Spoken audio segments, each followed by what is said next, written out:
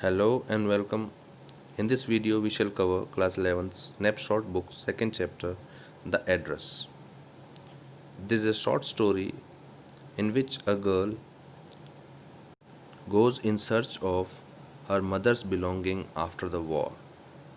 But as she reaches the address that was given to her and she finds the belongings, she rather decides to move on and forget everything behind.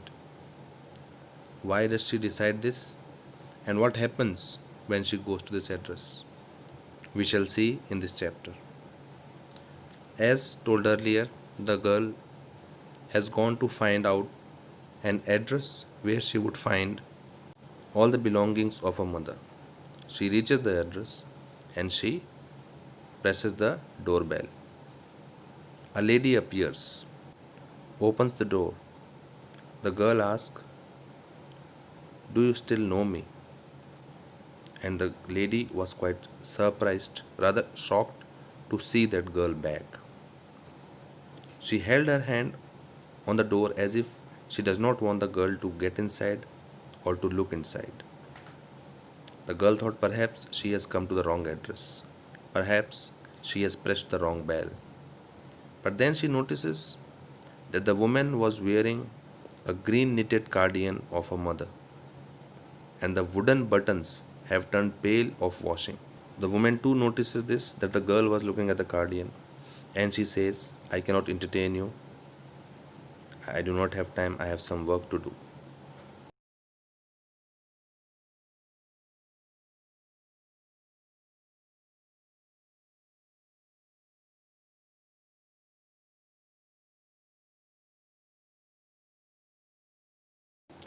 The girl begged the lady that, "I need to talk to you.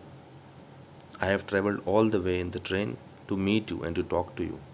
The lady replied, "Sorry, I cannot entertain you. This is not convenient for me." And she shuts the door on her. She checks the nameplate, that is Dorling written there, house number 46. And as the girl was going back, she recalls all that her mother told her. It was the first phase of the war. The country is war stricken. In the first phase, when this girl was at home, she was informed that Mrs. Dorling has renewed the old acquaintance, apparently the old acquaintance with her mother, and whenever she comes to their home, she carries something. She carried all the silver of the table at one go, the spoons, the fork, the knives, everything. On confronting her mother, "How can you give your belongings to someone like this?" Mother said, "I dare not ask this." She offered to help us. She said, "Whenever you return back, I will return back all your belongings. I am just protecting your stuff." And she was a regular visitor since then, Mrs. Dorling. And whenever she goes to their house, she brings something or the other. Some big suitcase, some vase, some silver, some cutlery, everything.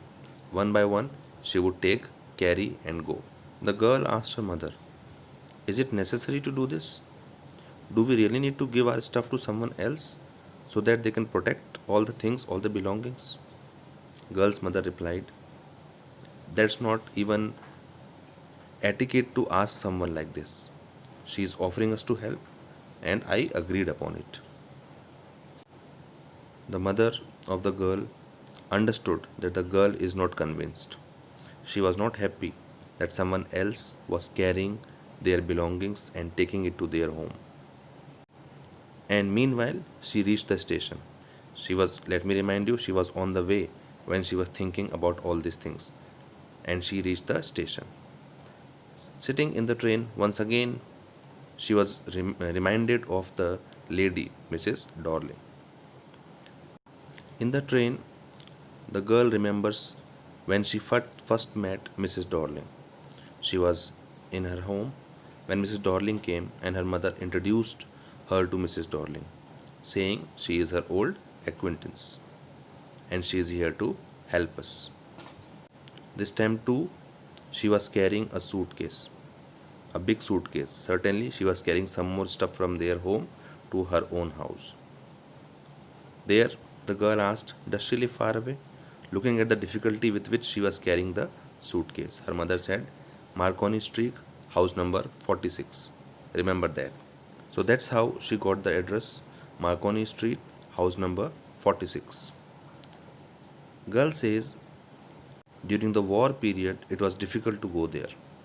She did not want to confront with the things, with the streets, with the houses, which would remind her of her childhood, of her mother, of her playing days. So she never dared to go to this Marconi Street, house number 46 during the war period. But when the war period was over, the war was over, when things becoming normal, when bread and butter became cheaper and easily available, when people could sleep without fear, when people could roam in the street without fear. Gradually things became normal. Then she decided, let me go and just confront all the things that belong to us, that belong to my mother. And that's how she came to this Marconi Street, house number 46. But the first meeting was a failure. She was not allowed to get inside the house. The girl thought, let me try one more time. Let me try second time. But this time, the door was opened by a girl of 15 years, the daughter of Mrs. Dorling. Mrs. Dorling apparently was not at home as she was busy with her errands, and the girl opened the door. This time, she was allowed to get inside the house. She went through the passage and she was looking the entire room with so much curiosity.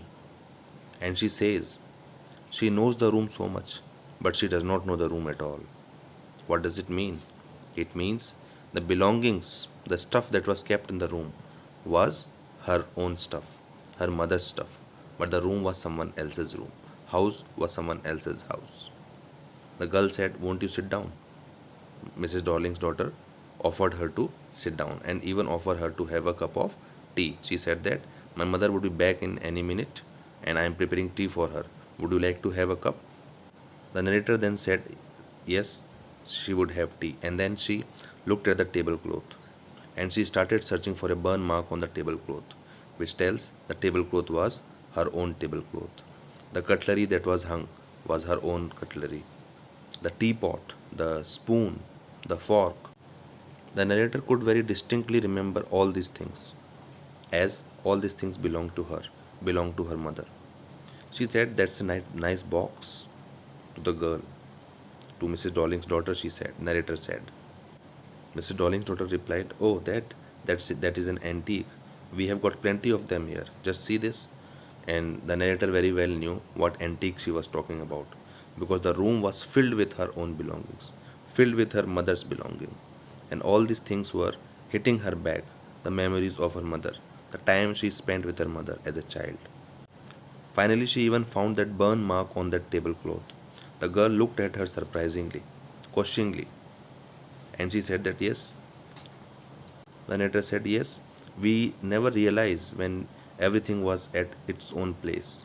But when suddenly the thing is missing, we look for it, that something was here, something was missing.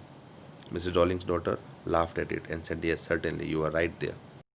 Here, narrator recalls an incident. She says, once I was at home and my mother asked her to help her. I said, what kind of help? She said, won't you help me in polishing this silver? She said, which silver? Then her mother said, this fork, this spoon, these plates. And she said that day I came to know the food that we ate of every day on the cutlery is of silver. The daughter of Mrs. Dorling, she laughed at it and said, certainly, we never realize what do we have at home. It's only when we are told of such things, then only we come to know about. She laughed again at it. And then the narrator said, I bet you did not know that this cutlery, this fork, this spoon is of silver. The girl hesitated a little. She wanted to go back to the drawer. She wanted to open the drawer and check whether it's silver or not. But then the narrator thought, I am getting late. It's about time for my train and I must move. The girl said, won't you meet my mother? Won't you wait for my mother? She said, I have to go. As she walked off the corridor, she heard the jingling of the spoons. Certainly the girl was checking whether the cutlery, whether spoon, fork, everything is of silver. And how does the narrator know about it? Will be a mystery to this girl. At the corner of the road, the girl looked at the nameplate, Marconi Street, house number 46. So she was at the correct address, certainly at the correct address. Address was correct, but the narrator said, I would never return back. I would never come back to this place. She says, it is so painful to see your own stuff, your own belongings that you used on regular basis, daily basis. Now you find them in a different setting, in a strange setting which are not familiar to you, in a house, in a home which is not yours own, somebody else using them. It's painful to see. It's even more painful to call back all those memories with which you have spent your time with using all this stuff.